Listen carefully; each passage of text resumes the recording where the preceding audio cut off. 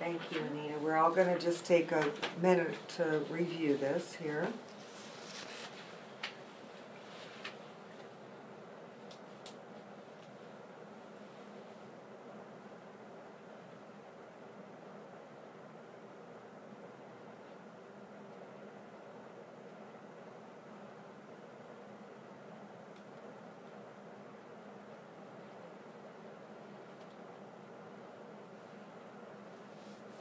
Okay, well, Anina, thanks for joining us today. And, this is a kind of the pre-interview before we make decisions about practicum.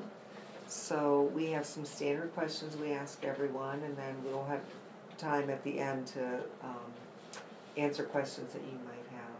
But maybe just a way, since we don't really know you, if you can maybe share with us a little bit about yourself. All right, well, my name is Anina CLPI. I am currently a junior at the University of Akron studying a bachelor's in child life specialist.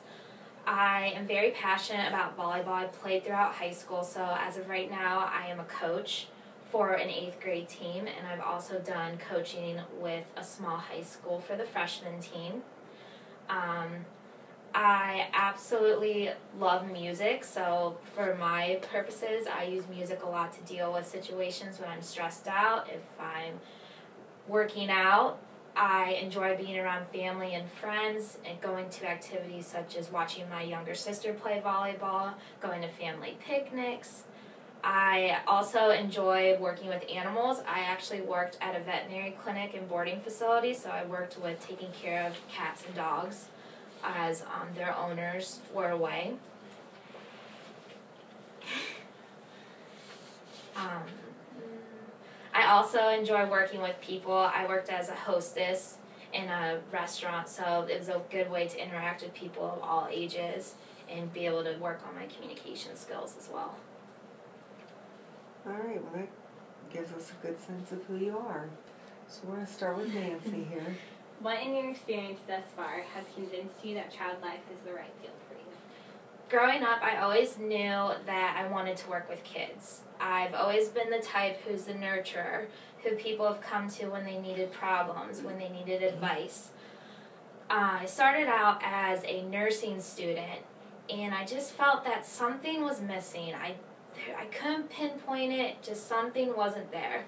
So what really influenced me to go into child life is I worked at a daycare over the summer, and just being around kids and being able to see how they react, see how they play with each other, interactions with each other, almost being able to assess how kids truly are made me really see I do want to be in child life.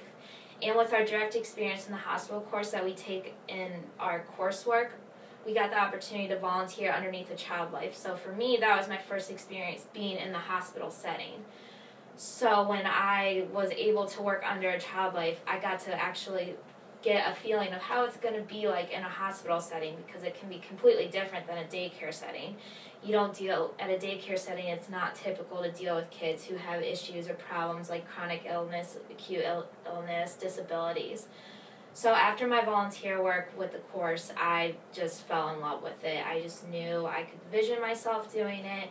I could see not so much as a job, as a career doing it, seeing my work being more than just going there day by day, actually enjoying what I do. Okay, thank you. How have you prepared yourself for your practicum experience? I think my volunteer work has helped me tremendously prepare for practicum, especially when I worked at the Finley Community Center. I was the minority group at the school. The teacher and I were the only white people in the classroom setting. I worked with Native Americans. I've worked with Mexicans. Just every culture you could think of, I was there. I was the minority group. So for me, I think that was a great way to practice for practicum, because in a hospital setting, you're going to deal with diversity. You're going to deal with people from all different backgrounds, all different living situations, all different backstories. And also just working at the daycare, being around kids, I think has really helped me be able to assess what to expect in each age group. I particularly was with the kindergarten group, so it's I'd say it's the in between the preschool and the school age range. So it gives me a better idea of what to expect, how they're starting to learn how to share, how they're starting to interact more with their social work through play, through their social settings through play. Just expect my volunteering has been great, and coaching I feel like has given me a way to advocate and almost create somewhat of a way of intervention. Okay, this is how practice is going to run. This is what we're going to do. Oh, you need to work on this. Kind of almost helping with their issues in the setting of the sport as well. Okay.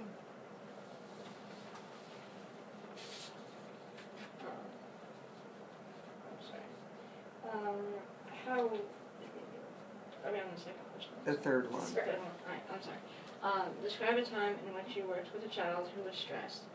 Describe the behavior the child exhibited, which led you to think he was developmentally on target. We were on a field trip in my summer daycare setting at the Akron Arrows Stadium, and it was an 8-year-old boy. So of course he was excited about being at the baseball stadium with all his friends. The little boy is actually diabetic, and on that day it was almost 100 degrees. We were in the heat, and he comes up to me and says, "I am not feeling right." And at this age, he kind of understands what's going on with his body, how he doesn't feel well. He was showing signs of hypoglycemia. His face was very pale. You could tell, like, even he felt a little bit cold, but he was sweating. He just was not feeling himself. But he was also stressed out because as I was trying to take care of him, he didn't want to miss any of the games. He didn't want to like get away from what was happening or go away from his friends and be almost that oddball one out. So I feel the way that I handled the situation was I advocated that we had to go take care of him because it's a serious manner. Like it could have negative consequences. So he could still watch the game, I took him to a spot where it was shaded so it could help him cool down a little bit. And luckily the mom is great when it comes to supplying and informing us about his situation and how to handle when he comes into these circumstances. So I gave him the juice box and crackers to help increase his blood sugar, and then finally after a half hour he was good to go. And then you could just tell in his face, like, he was just more relaxed. His face started having coloring again. He was starting to act more like his goofy self. And then finally he was able to go back with his friends. Okay, thank you. Can you give an example of a child that you worked with who would be considered uncooperative? And how did you handle that? At the daycare setting, there's a little girl who's 11 years old, and she's autistic, and she's a pica. And pica is when she likes to put anything in her mouth. Sand, leaves, branches. And because of she was severely autistic, so developmentally she doesn't understand fully what's going on. She doesn't like change. She strictly likes to be on a routine. She doesn't like loud noises. She doesn't like being held or kept almost like together, like, or held or hugged or anything like that. So a big situation she was being I couldn't get her to cooperate was we were watching a movie as a daycare in her group, and it's a big classroom. There's 40 plus kids, so for the TV I had to put the TV on loud. And I can't remember exactly what the movie was, but it was like a Superman movie, and there was a lot of explosions and just like loud noises going off, and she just could not handle it. She would scream at the top of her lungs. She'd start to throw items. So the best way that I could think of to do it is just to get her out of that surrounding, make her in an area that was comfortable for her. And she really, really enjoyed drawing. That was a great way for her to cope with situations or like deal with being in a new area that she wasn't familiar with. So I made sure that she was in a nice, quiet setting, and she's real particular on what kind of utensils she uses to color. So I made sure, got her favorite pile of crayons, and we sat her down, and she's very big on not just one piece of paper. She has to be in control, so she will get the whole stack of paper. So because we were low on paper amount, we had a big, the big papers that you'll see on bulletin boards. So I grabbed out a big sheet of that, and she just laid on the floor for the next hour that the movie went on and just colored the entire time. She finally, I was able to stable her compared to how she was reacting in the area where we were watching the movie until then. It just like helped her progress and feel more comfortable and finally get her back to her normal behavior.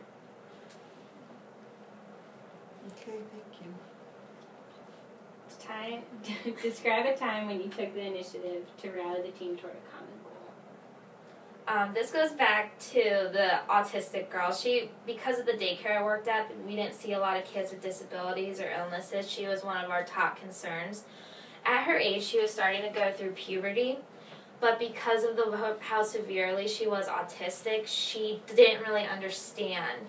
She was very egocentric, that very only concerned about herself, didn't really worry about anyone else. Well, we would take our kids swimming, and then when she would go swimming just like all the other kids, and when we returned swimming, we only have a certain number of bathrooms.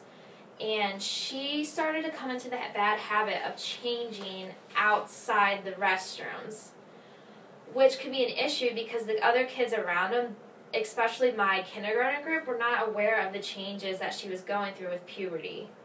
So they would see her and almost just panic. They didn't understand, they didn't get what was going on. And finally I caught her, and she doesn't like being wrapped around anything, so me and another teacher had to take a towel and just wrap around her so she could change without touching her, so she wouldn't freak out on us.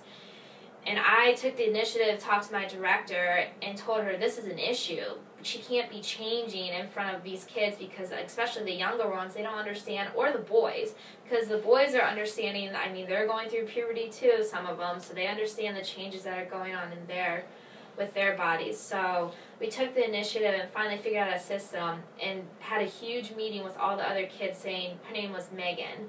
Megan had to be the first person to go to the bathroom. Megan had to be. As if you were at the door first, Megan has to be go to the restroom first to change.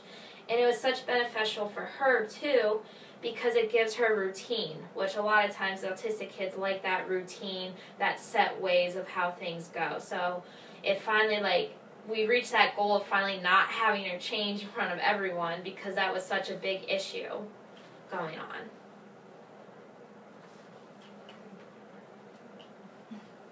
Creativity is an important attribute for child life specialists.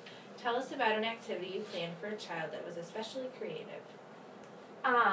In the hospital setting, they have a lot of prepackaged creativity activities for us to do, such as the melted beads or such as coloring books. I'd probably say for mine, though, took place outside of the hospital setting. It's more of a personal. I have a 7-year-old cousin who I'm very close with. We just have a really special bond. And I don't know if you remember back in school, you used to have your 100th day of school.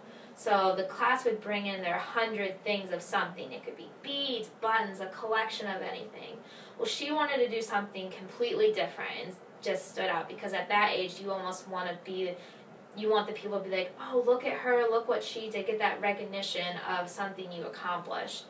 So we came up with the idea of, I don't know if the melted crayons look. So she picked out 100 crayons that she wanted to use, and I had to help her glue on because just the way her development, especially with burns, I didn't want her to experience any burns with a hot glue gun.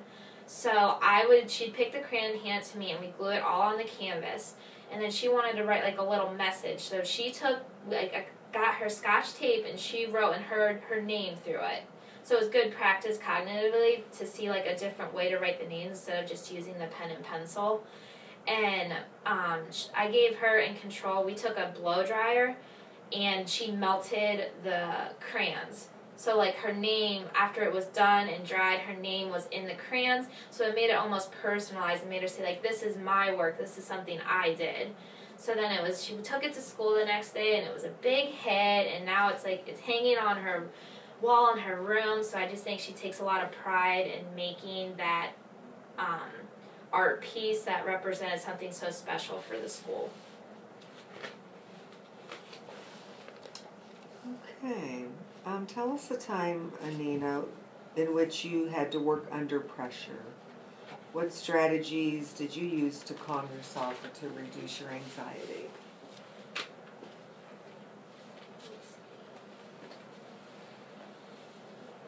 When I was coaching for the freshman volleyball team, it was a smaller school, so we didn't have as many players compared to a bigger school like I went to.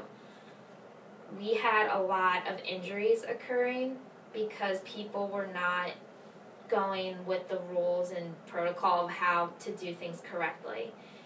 And we were in a game and we were already short of players, and one of my players got hurt. So in the game of volleyball, there's 6 people on the court. So we had 6 people on the court, and then we had 1 out. So now I have 1 injured. So we're in the middle of a game. All I have is timeouts to use as my resource of trying to help keep the other girls calm. So I use a timeout, and I gather them together, and when I try to help, it gives them that we only have 30 seconds, but just that little bit amount of time just to relax. I had time to luckily, I almost had a backup plan because as a coach, you almost have to prepare for situations like this. So we had to change everything around, and the girls were very, very overwhelmed. And I just sat them down. I'm like, we just need to get through this game, and then we will fix what we can the next one. Because at this point, there wasn't much I can do because we were in the middle of the game. So the girls stayed calmed, and then once they went on the court, I just tried my best to be so positive to help the girl who's taking the place of the injured girl. We ended up losing the game, but they came out with it as they were able to adjust to anything. Anything that were thrown on them, any kind of stress on them, they were able to overcome it. And for me as a coach, I almost felt like it was such a relief and such a positive note for me because in my head, I was stressed. I didn't know what to do. I didn't have anyone to be like, what can I do? What should I do? I just had to kind of go with that instinct and just plan and advocate for the team as much as I could at that certain time. Okay, then one last question. So managers, teachers, bosses all have different styles. What kind of style do you like in a manager? Especially for me, I feel like I'm sympathetic in the work setting. So I almost like working with a bold boss or a bold manager because they're going to be able, because sometimes I feel like one of my weaknesses is I may not take direct charge, which I'm starting to learn better through coaching. But with a bold manager, they have those expectations for you. They expect things to get done. They aren't going to take anything if something's not done correctly. So for me, being sympathetic, it's almost like it's a good guideline for me to follow. And then I believe we can work together very well because I have that sympathetic, I have that nurturing component that if she's just going on a ramp, if she's just going off on people, almost taking that person aside and be like, okay, you need to relax, you need to calm down, almost like because a bold manager may just change the way they react for their reactions. They may not have the time to sit and think about it compared to a sympathetic, where it's kind of like, I'm going to think about before what I say. I'm going to make sure that I get everything out in an orderly manner compared to a bold person who's just going to verbally say what they want to say right at that moment. Okay, well, we have time if you have any questions for us. Within the years of being a child life specialist, what do you feel is the most important aspect of being a child life specialist? Amanda, would you like to? I think what's most important is always keeping a focus on what you're able to do for the families that you're helping, and always thinking about what their needs are, and basing your work off of that. And then another question I have is, do you guys feel in your program for practicum students that they get the full involvement that they need for practicum? Practicum's a lot about observations and shadowing and being able to visually see what happens. Do you feel that your students who enter your practicum program get to experience that?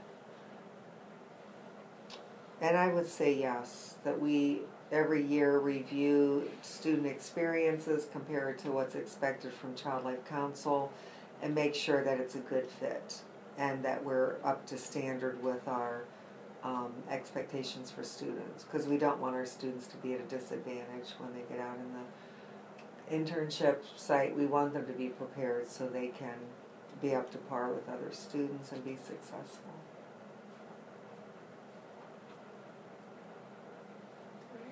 Okay.